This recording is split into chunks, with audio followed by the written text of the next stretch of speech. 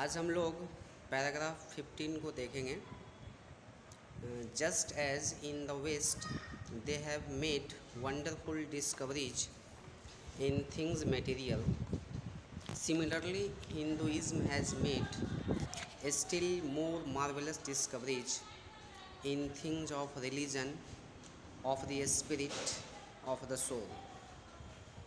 जिस प्रकार पश्चिम ने वस्तुओं के क्षेत्र में आश्चर्यजनक प्रगति की है, सिमिलरली ठीक वैसे ही हिंदुइज्म हैज़ मेड, हिंदुत्व ने भी बनाया है मोर मार्वेलस, अधिक उम्दा डिस्कवरीज, खोजें इन थिंग्स ऑफ रिलीजन, धर्म के क्षेत्र में, ऑफ द स्पिरिट, भावनाओं के क्षेत्र में, ऑफ द सोल और आत्मा के क्षेत्र में। मतलब ये कि जिस प्रकार से पश्चिम ने वस्तुओं के क्षेत्र में प्रगति की है, वैसे ही प्राचीन सभ्यता ने धर्म, भावना और आत्मा के क्षेत्र में खोजें की है।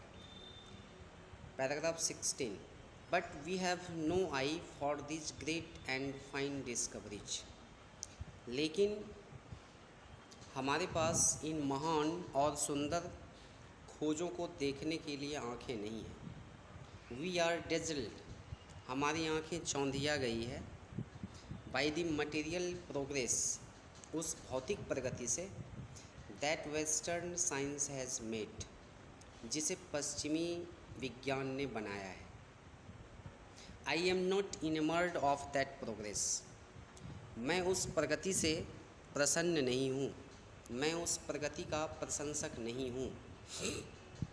इन फैक्ट, वास्तव में, इट ऑलमोस्ट सिम्स, लगभग ऐसा लगता है, एज दो, मानो, गॉड इन हिज विजडम, कि ईश्वर ने अपनी बुद्धिमानी में हैज़ प्रिवेंटेड इंडिया, भारत को रोक दिया है, from progressing along those lines, उन धाराओं के साथ प्रगति करने से भारत को ईश्वर ने ही रोक दिया है, ऐसा लगता है।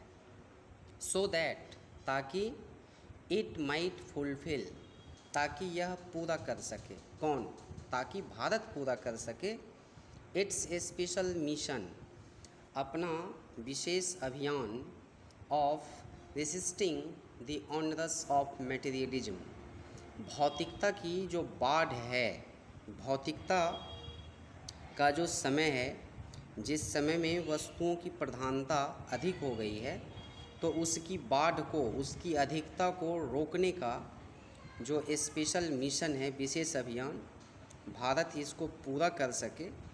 इसलिए ऐसा लगता है कि भगवान ने अपनी बुद्धिमानी में भारत को उस भौतिक प्रगति की तरफ जाने से रोक दिया है। Paragraph 17, after all there is something in Hinduism, इन सारी बातों के बावजूद इस हिंदुत्व में कुछ है, that has kept it alive, जिसने इसे जिंदा रखा है, अप टिल नाउ, अब तक।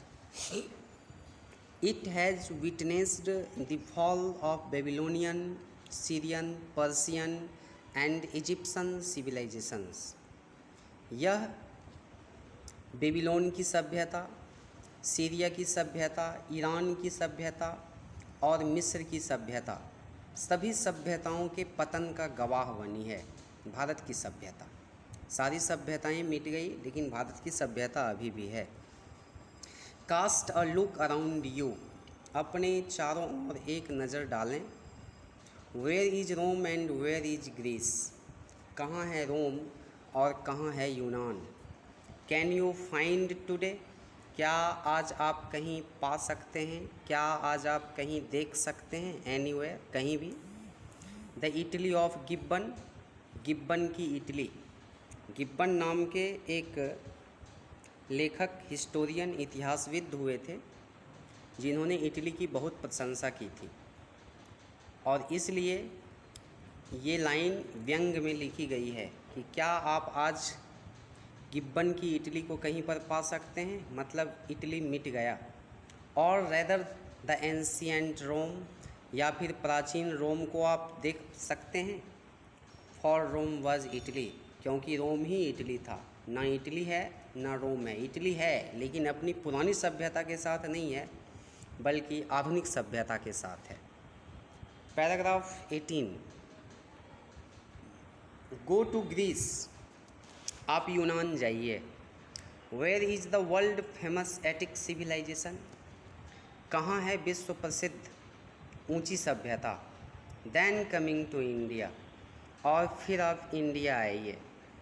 Let one go through the most ancient records, कोई भी सबसे प्राचीन अभिलेख से होकर, जो हमारे पास प्राचीन अभिलेख हैं उनसे होकर गुजरे। And then look around you, और फिर अपने चारों ओर देखे। And you would be constant to say, और आप ये कहने के लिए बाध्य हो जाएंगे, कॉन्स्टेंट हो जाएंगे कि यस, हाँ, आई सी हियर, मैं यहाँ देखता हूँ एंसेंट इंडिया, प्राचीन भारत को, स्टिल लिविंग, अभी भी जीवित।